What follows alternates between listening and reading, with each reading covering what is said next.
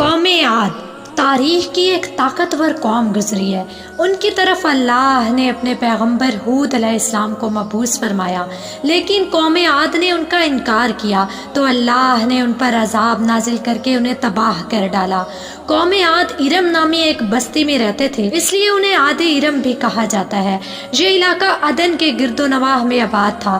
یہ لوگ بہت ہی لمبے قد اور مضبوط جسامت کے مالک تھے۔ اپنی طاقت اور قوت کے بل بوتے یہ لوگ جلد ہی پورے یمن پر قابض ہو گئے۔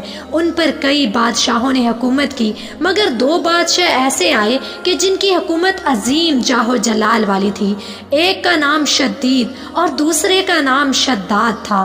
دونوں بھائی تھے، اپنے زمانے میں بے شمار لشکر اور خزانے جمع کیے۔ یہ دونوں بھائی ارم بن سام بن نوح کی اولاد میں سے تھے۔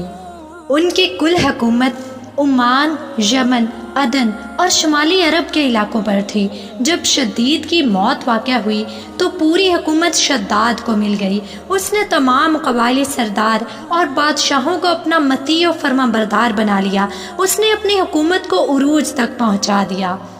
دنیا کے دیگر ممالک کے بادشاہ اس کے فرما بردار ہو گئے۔ اس تسلط اور غلبے نے اسے اتنا مغرور اور متکبر بنا دیا کہ اس نے خدائی کا دعویٰ کر دیا۔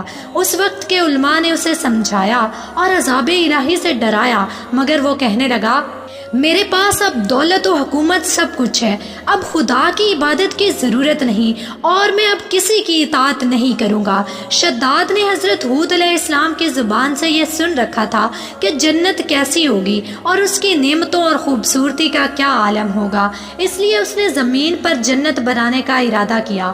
وہ کہتا تھا، مجھے اس جنت کی ضرورت نہیں جو خدا نے بنائی ہے، جنت تو میں خود دنیا میں ہی بناؤں گا۔ لہٰذا اس نے 100 معتبر افراد کو جمع کیا اور ہر ایک کو 1000 آدمیوں پہ مقرر کیا اور پوری دنیا کے ماہرین کو عدد آنے کی دعوت دی۔ اس نے اپنے بھانجے ضحاک کو، جو کہ ایران کا بادشاہ تھا، پیغام بھیجا کہ جتنا سونا چاندی تمہارے پاس جمع ہے وہ فوراً میرے پاس بھیج دو۔ ضحاک نے ایسا ہی کیا۔ پھر شداد نے تمام حکمرانوں اور سرداروں کو حکم دیا کہ سونے چاندی کی کانوں سے اینٹیں بنوا کر بھیجیں اور کوئے عدن سے متصل ایک مربع شہر جو کہ 10 کوس چوڑا اور 10 کوس لمبا ہو بنانے کا حکم دیا۔ اس کی بنیادیں اتنی گہری کھدوائیں کہ پانی کے قریب پہنچا دی، پھر ان کو سنگ سلیمانی سے بھروا دیا، پھر ان پر سونے چاندی کی اینٹوں سے دیواریں چنی۔ ان دیواروں کی بلندی اس زمانے کے گز کے حساب سے 100 گز مقرر کی گئی۔ جب سورج نکلتا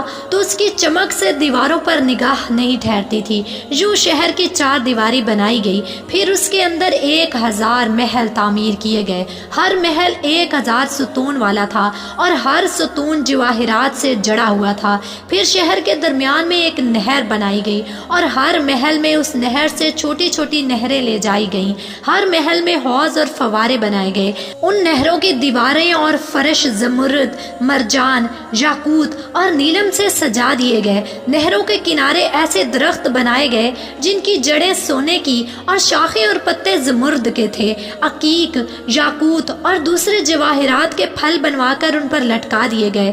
یاقوت اور جواہرات کے خوبصورت پرندے چاندی اور سونے کی اینٹوں پر بنوائے گئے جن پر پہرے دار اپنی باری پر آ کر پہرا دینے کے لیے بیٹھتے تھے۔ جب تعمیر مکمل ہو گئی تو حکم دیا گیا کہ سارے شہر میں ریشم کے قالین بچھا دیے جائیں۔ پھر نہروں میں سے کسی کے اندر میٹھا پانی، کسی میں شراب، کسی میں دودھ، کسی میں شہد و شربت جاری کر دیا گیا۔ روایتوں میں آتا ہے کہ اس جنت کو بنانے میں 300 سال لگے اور شداد کی عمر 900 سال کے قریب تھی۔ باغ ارم کے مکمل ہونے کے بعد وہ اپنے لاؤ لشکر کے ساتھ متکبرانہ انداز میں شہر کی طرف روانہ ہوا۔ جب قریب پہنچا تو تمام شہر والے اس کے استقبال کے لیے شہر کے دروازے پر آ گئے اور اس پر زر و جواہر نچھاور کرنے لگے۔ ابھی اس نے گھوڑے کی رکاب سے ایک پاؤں نکال کر دروازے کی چوکھٹ پر رکھا ہی تھا کہ اس نے ایک اجنبی شخص کو اپنے قریب کھڑے دیکھا۔ اس نے پوچھا، تو کون ہے؟ جواب ملا، میں ملک الموت ہوں۔ پوچھا، کیوں آئے ہو؟ اس نے کہا، تیری جان لینے۔ شداد نے کہا، مجھ کو اتنی مہلت دے دے کہ میں اپنی بنائی ہوئی جنت کو دیکھ لوں۔ جواب ملا، مجھ کو حکم نہیں۔ کہا، چلو اس قدر ہی فرصت دے دو کہ گھوڑے سے اتر آؤں۔